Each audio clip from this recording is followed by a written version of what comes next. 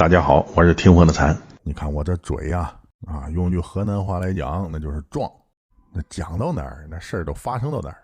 那你看我上一集讲的是印巴冲突的陆战我当时提到一个观点，说是真正的战争是发生在陆战的。那虽然那空战看着漂亮、高端什么阵风那苏30那霹雳15E那看着就是高科技，但是真正打仗那人类那还是在地面上打的。最主要的在地面上打。你看上一集我讲了陆战，这刚讲完，这巴基斯坦陆军参谋长赛义德·阿西姆·穆尔尼提拔了，你看升为陆军元帅了你想这从这1959年到现在整65年，在此期间这种情况没有。你看这位穆尔尼一步登天变元帅了，所以说他得感谢我。你看我要不讲这块陆战，那说不定他也提拔不了所以他等他公示期过了之后，庆祝的时候得喝我的烈酒，要不然他都无以为报。好像他是穆斯林，我记得穆斯林的教义是不让喝酒算了，他下单买我的茶吧。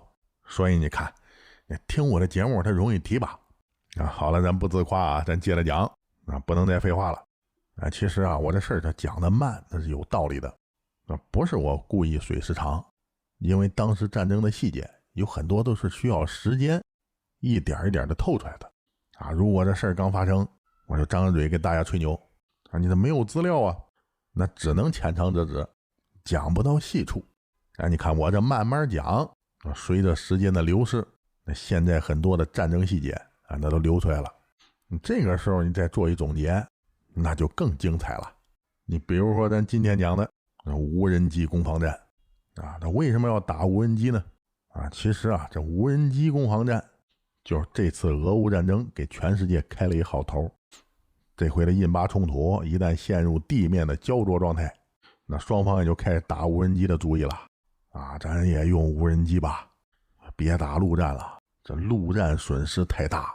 你就算是强如巴基斯坦，有咱的 SH-15 卡车炮加持，那也挡不住伤亡据说这一战下来，这 SH-15 损失7辆， VT-4 损失11辆这个数字不一定真的都是外国网站写的，但是有一点可以确信，那陆战一开那就是绞肉机，两国的伤亡谁也少不了。你现在打仗最大的问题是什么？就是伤亡它不像上个世纪开始打仗了，战场上刀兵无眼，死个100-200人那不算什么。你现代社会那信息都发达，你再一打仗真是有个几百人伤亡，那消息迅速的传遍全国了，那对于整个国民来讲，那心灵都会受到震撼反战恐惧资产转移那就少不了你有时候你挡都挡不住。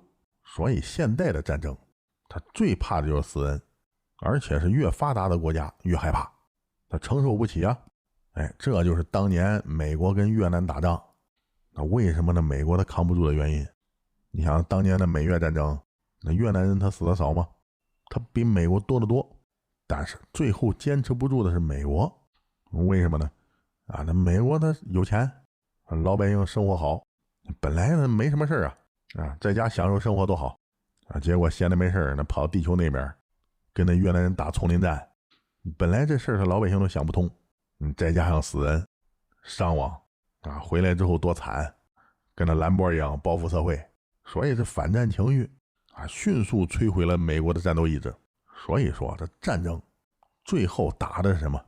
打的就是国家的战斗意志，而摧毁战斗意志的最好方式就是宣传战把你们国家在战场上如何的惨，如何的伤亡给拍成片散布到互联网上，进入到敌国的每一个人的手机里，老百姓就垮了对于对方的伤亡士兵无限的放大这种宣传谁也受不了。所以你看现在的印度那宣讲团那满世界宣传，那其实就是一场宣传战。所以人家干的没错错的是方法。你搞什么宣讲团呢，对不对你找我吗？你上我直播间里下100件烈酒你看吧，我给你编一段，把那山哥绝对讲的神勇无敌，这不比你在宣讲团那全世界丢人现眼强这开玩笑我这讲的就是一种方法啊，说的就是宣传很重要。哎，这跑题了。啊，好了，咱接着回来讲那个无人机战啊。5月8日凌晨，其实这无人机战呢，跟那陆战啊只插着花打的，没有说什么有先有后啊。那打仗嘛，那就是全方位开火。这印度也想了，你看这陆战啊，伤亡那么大，那最好的方法那就是无人机对攻。无人机嘛，它没人啊，你这无所谓，被人打下来就打下来了。那有人就说了，那也不对啊，那无人机也挺贵啊，那打下来那也赔本啊。其实一点都不赔。你想啊，你那无人机那才值多少钱啊？你要咱那高端的无人机啊，那彩虹4B啊，那贵，那几百万。你要是那种4旋翼的，或者是空中小摩托，那成本那就几千块钱。我记得上次航空展的时候，我跟几个大佬聊天啊，就无人机界的大佬吧，就是说现在要是真打仗的话，用的无人机打比那用的枪打便宜啊。你在战场上，你一把枪，你想打死一个敌人，你光那子弹你得打多少？你现在打仗啊，它不跟那个咱抗日战争的时候啊，小美加步枪全靠神枪手，一颗子弹消灭一个敌人。那更有甚者还一枪穿俩，那是地道战。那真实的现代战场，那就是拿枪瞎突突，没时间瞄准，啊，躲在战壕里把那枪举过头顶，对着大约的方向突突，这才是真实的战争啊！你从那坑道里爬出去，还趴在瞄准镜上瞄准敌人，你只要一露头，肯定被秒，你带6级头都没用啊！这种打仗方式啊，那不是说现在才这样的。当年咱们打越战啊，就对越自卫反击战嘛啊，我有一叔叔啊，现在不在了，当时他参加过战斗。他亲自给我讲的，说是当年他在越南跟人打仗，2山夹一沟，他就看到对面的山上有敌人，当时他也傻眼，为什么呢？因为那地形太不利了，2山夹一沟，那就相当于你和敌人面对面，你这躲都没法躲，所以他第一反应就把那81-1给掏出来了，啊，冲着对面就连发扫射，直接清空弹匣，然后就再换弹匣，再清空。如此反复啊，把全身子弹打光，然后就爬山坡上，然后匍匐前进，那换地方嘛，那害怕对方火力支援。那后来大部队赶到，那都到第2天了啊，他们冲到对面的山坡上，在草丛里发现对方的尸体。到那个时候他才知道，哦，对方被我给扫死了。那幸亏是我早开枪，没有架枪瞄准啊，如果要是架枪瞄准，可能是对方先开枪。所以这就是真实的战争。啊，你讲这样的打仗，你杀死一个敌人，你得打多少子弹？而且你这子弹的运输、保管，那都得掏钱。但是你要有了这无人机，嘿嘿，那你想怎么打？你舒舒服服弄一沙发在大后方，听着音乐，那摇着手柄，甚至还可以喝着烈饮啤酒，主打一个安稳惬意。啊，你这无人机只要发现对方啊，你就操控着摇杆扑过去。啊，一下把对方给炸死就行了。这无人机便宜啊，那4旋翼的，那下来成本不到1000块钱，那可不是吗？那是不就是几块电池、几块电机，那加一摄像头，再弄一芯片，一次性消耗啊！这玩意儿它比枪厉害，你说杀谁杀谁啊！这是小的4旋翼无人机，你就算是空中小摩托，无非就加一汽油发动机啊，螺旋桨、摄像头。最贵的也就是 GPS 或者是北斗定位芯片。你说这玩意儿华强北它都能传起来啊！就这破玩意儿，那空中小摩托下来满打满算，它不超过3000块钱啊！这玩意儿属于自杀性无人机，纯一次性的，你让它飞出去，你都没打算再让它回来。就这玩意儿，它身上绑着炸药，它要真飞回来，你未必敢捡。所以这今后的战争玩的就是无人机攻防战。因此在5月8日。印巴2国一看呢，算了，这陆战呢，真别打了，这输赢都得死人啊，都受不了，咱打无人机吧。当天凌晨2点，印度方面启动诛杀无人机突袭战啊，前后出动200架哈洛普无人机、80架战友无人机、50架天空打击无人机，目标直指巴基斯坦的9处防空雷达和弹药库啊，玩的就是饱和式攻击。这哈洛普无人机是那印度买以色列的啊，机长2.5米，翼展3米，重量135千克，战斗部23千克，续航9小时，航程1000公里啊，这个就属于远程打击了。这哈洛普无人机那就不是侦察的了，那就纯自杀无人机。不过说实话，这印度买的有点贵，我在网上查了一下，就他的自杀无人机单价140万美元。我靠，你自杀一把140万美元，你这是有病啊这啊！但是人家三哥不管，只买贵的啊，不买对的，人家认牌子啊。用那黄渤的话来讲，我的牌子班尼路的牌子啊，不管去哪儿，主打一个有面啊。不过贵是贵啊，它贵是有道理的，因为这款无人机通体是碳纤维制作，雷达反射面积极小，小于0.5平方米啊。你听到这儿你会感觉很诧异，0.5平方米那也不小啊，感觉跟咱们的枭龙战机的反射面积有点像。我记得那枭龙它刷了隐形涂料也是0.5平方米啊。你看这就没办法了，隐形涂料嘛，高端货。但是那全世界隐形涂料不是谁都有的，所以说咱们不能把那外国货和咱们横向对比，毕竟超级大国跟他们不一样嘛。拿咱跟他比那属于欺负人啊。这款哈洛普自杀式无人机主要依靠的是 GPS 和格罗纳斯制导啊，其实还是 GPS， 那格罗纳斯它现在也就那样了，用处不大。你从那俄乌战争你都可以看出来，格罗纳斯呢不怎么好用啊。这是印军的主角哈洛普自杀无人机。还有一款是波兰的战友巡飞弹啊。这巡飞弹呢，你也可以把它归为无人机啊，相当于自杀无人机吧，飞出去就没打算让它回来那种。这一款巡飞弹呢，重5000克，最高时速150公里。我靠，跟那开车差不多。这属于无人界的乌龟，续航30分钟，射程4公里啊（括号开阔地），森林1公里啊。有人说这不对吧？那时速150公里，那续航30分钟，那它起码能飞70-80公里啊。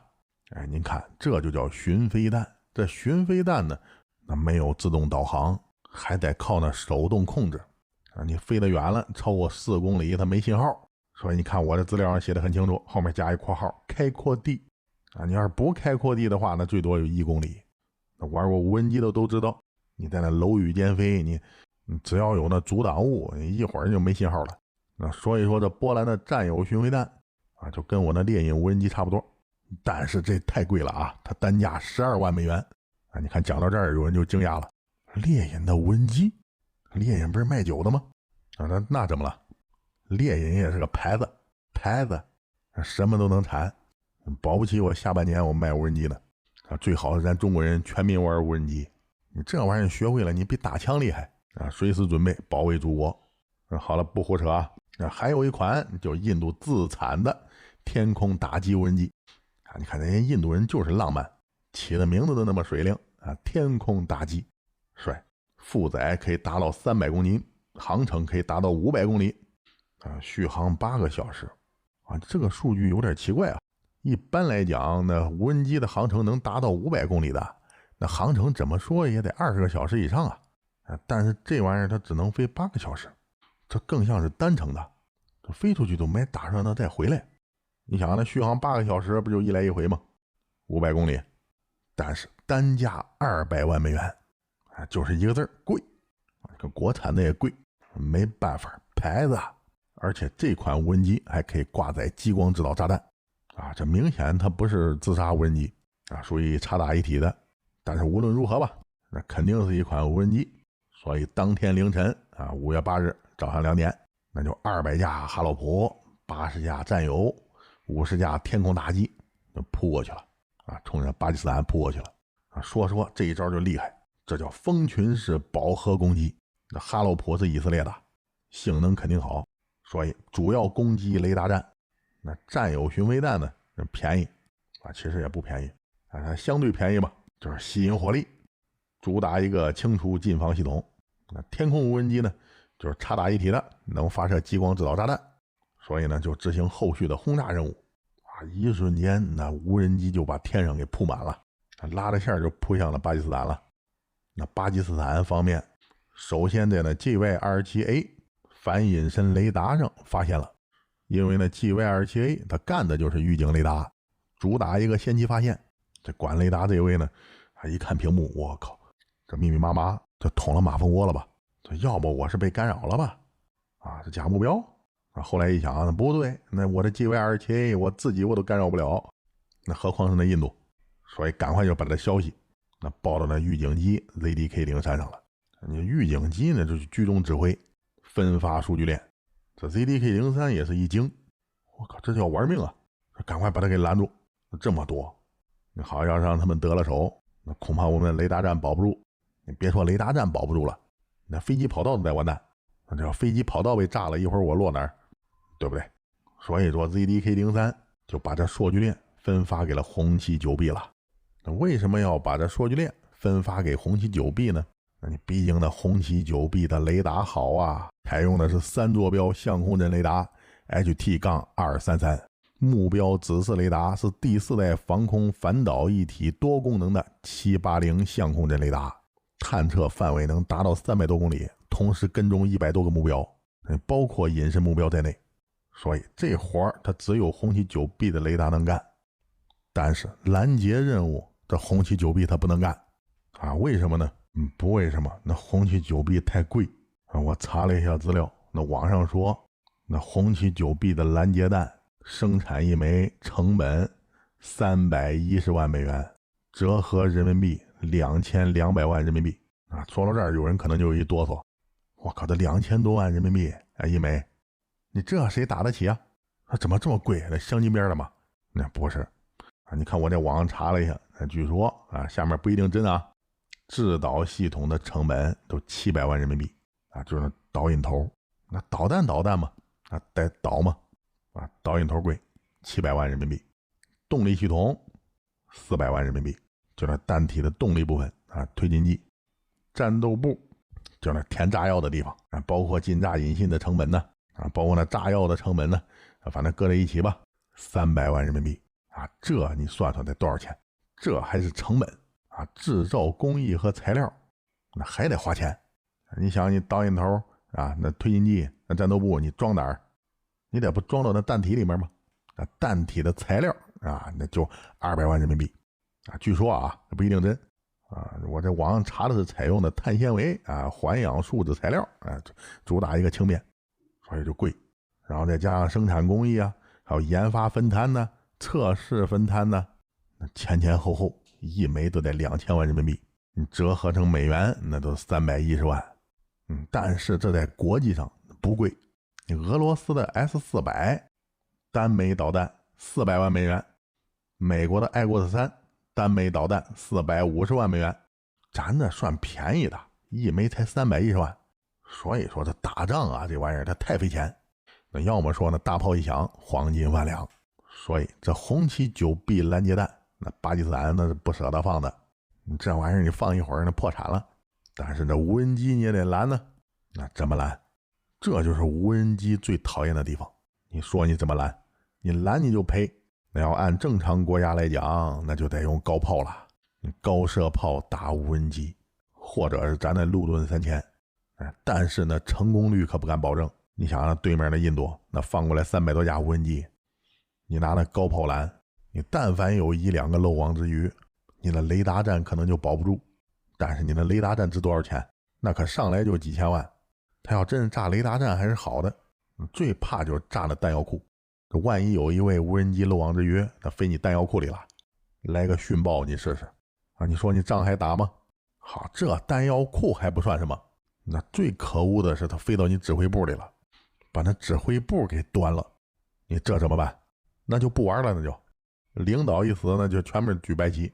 所以这就是无人机最厉害的地方啊！你拦它也不是，你不拦它也不是啊，它比枪厉害多了啊！所以说这下半年猎鹰肯定要出无人机。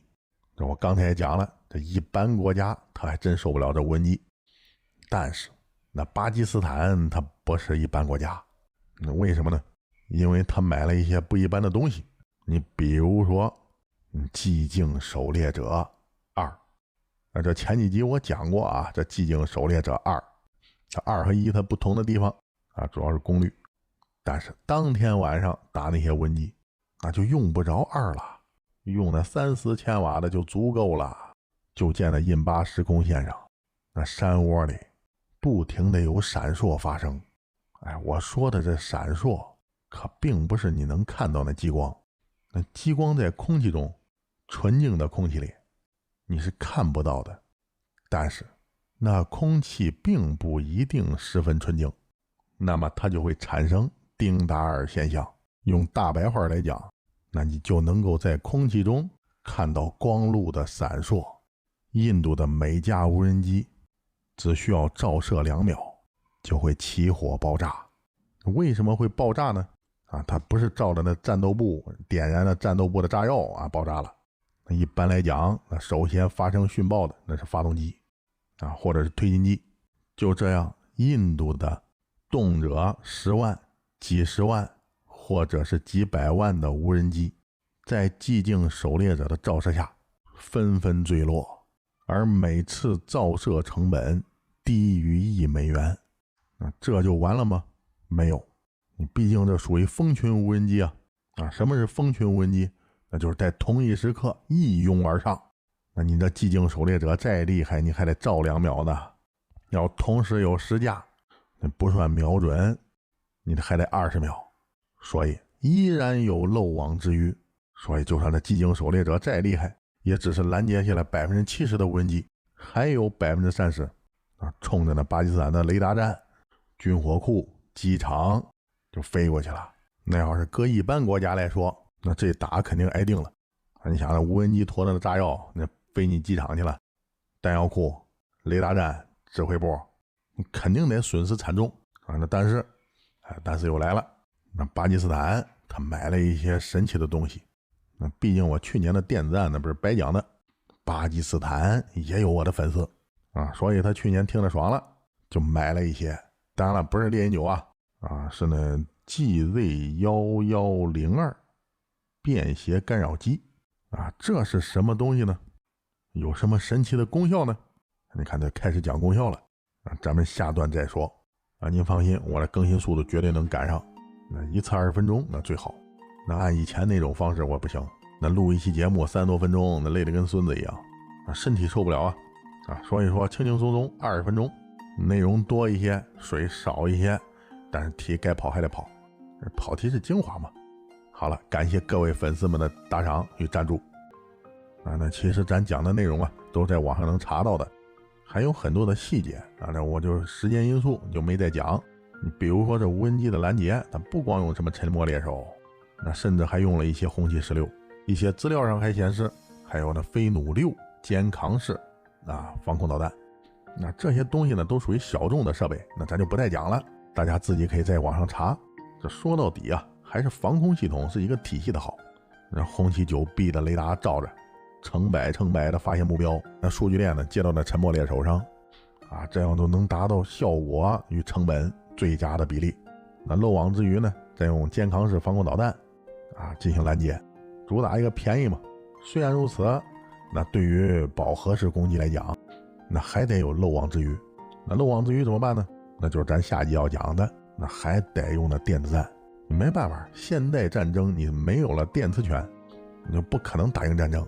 你包括后来呢 S400怎么被炸的，那其实是一场完美的电子战斩杀最后的导弹补刀那只是配菜。好了，我下面赶快更新。